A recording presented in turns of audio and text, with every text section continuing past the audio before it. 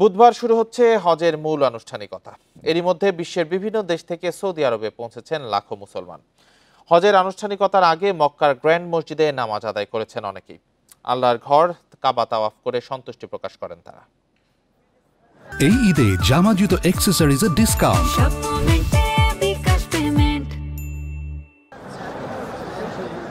ইসলাম ধর্মের মূল 5 স্তম্ভের একটি হজ।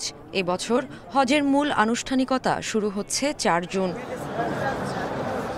এরই মধ্যে বিশ্বের বিভিন্ন দেশ থেকে সৌদি আরবে পৌঁছেছেন হাজিরা। হজের আগে মক্কার গ্র্যান্ড মসজিদে নামাজ আদায় করছেন তারা।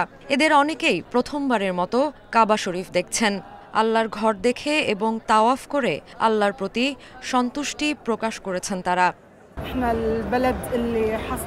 অনেক দিন ধরেই কাবা দেখতে আসার ইচ্ছা ছিল। এই প্রথম আমি কাবা দেখছি।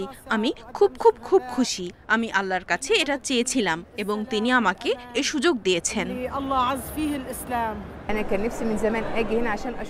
সিরিয়া যেমন অত্যাচারীদের হাত থেকে মুক্তি পেয়েছে, দোয়া করি যেন গাজাও একদিন স্বাধীন হয় এবং অত্যাচারীদের হাত থেকে মুক্তি পায়।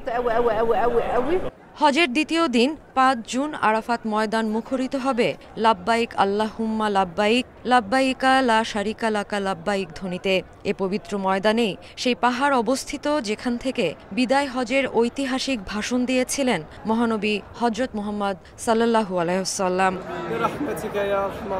এবার সৌদি আরবে ঈদুল আজহা 6 জুন।